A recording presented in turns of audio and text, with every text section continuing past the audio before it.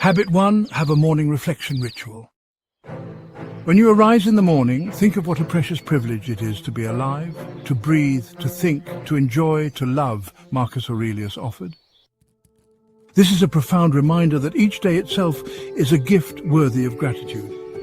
Establishing a morning gratitude ritual creates a foundation for your day, orienting your mind toward appreciation rather than lack. This habit doesn't require elaborate journaling or lengthy meditation, though both can be valuable.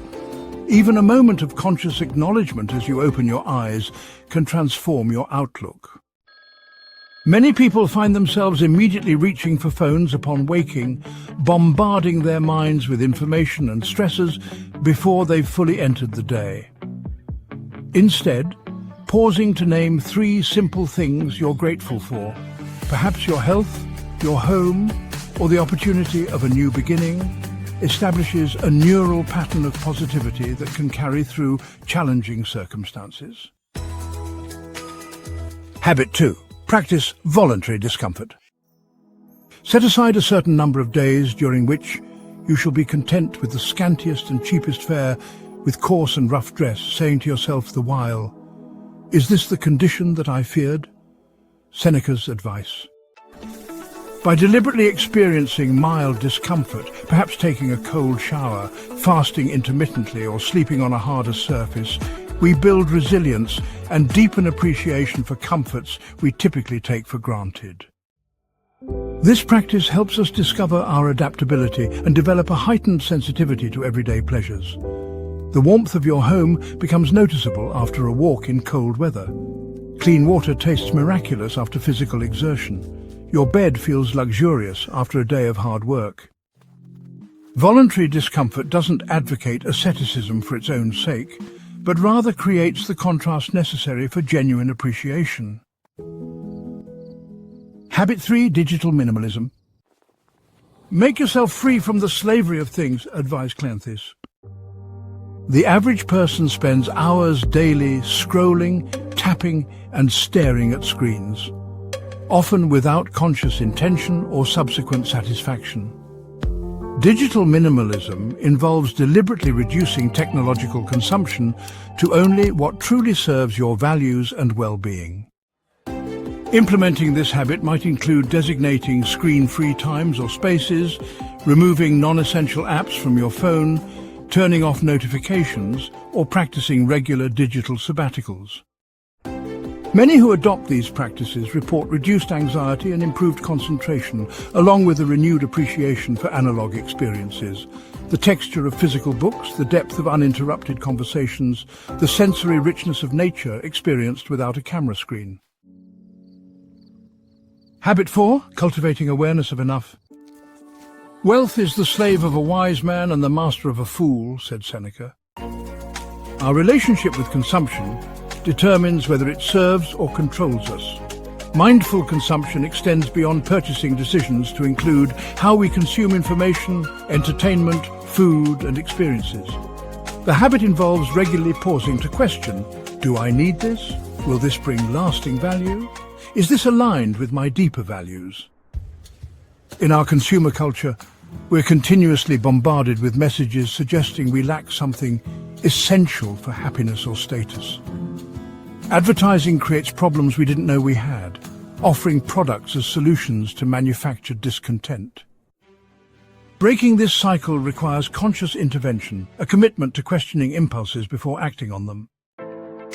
Many find it helpful to implement waiting periods before purchases or to practice the one-in, one-out rule for household items. Habit 5. Appreciate nature. Nature gives to every time and season some beauties of its own, observed Zeno of Citium. Regular immersion in natural settings provides a powerful antidote to artificial wants and a direct pathway to genuine gratitude. Witnessing the intricate patterns of growth and decay, the resilience of living systems, and the vastness of geological time helps recalibrate our sense of what matters. Many people find that even brief nature exposure, watching clouds move across the sky, observing birds, or feeling the texture of bark, can interrupt rumination about perceived lacks and redirect attention to the abundance already present. Habit 6. Evening reflection on daily gifts.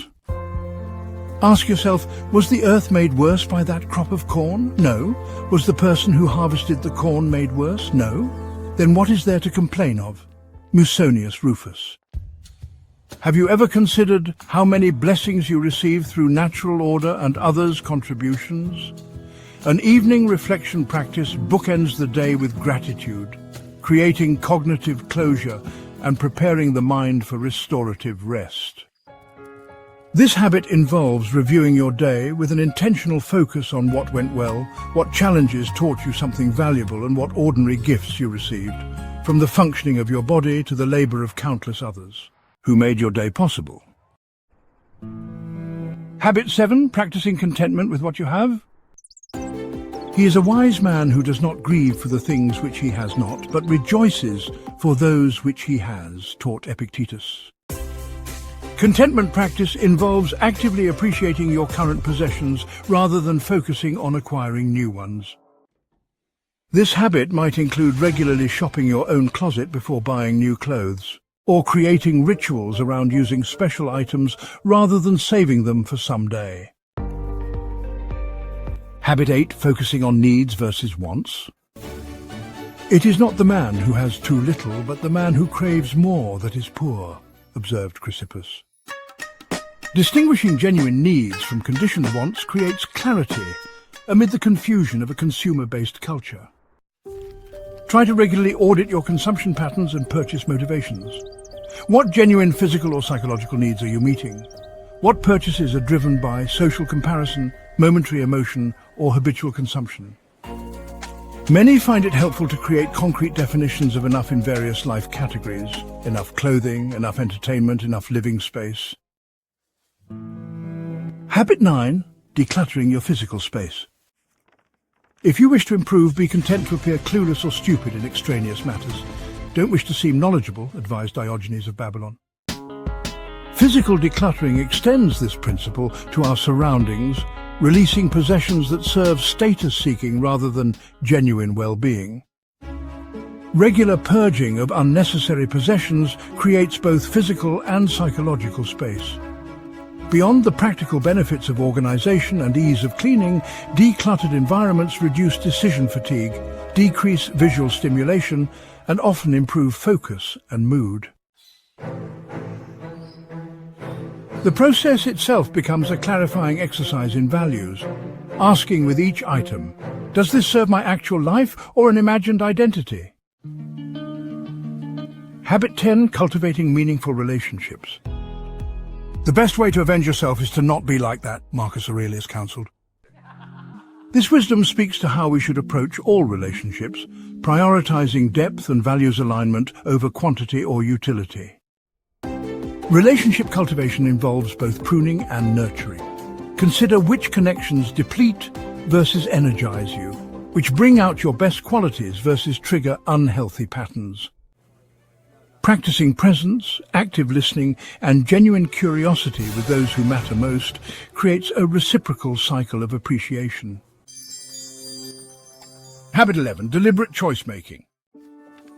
Make the best use of what is in your power and take the rest as it happens, Panaetius advised.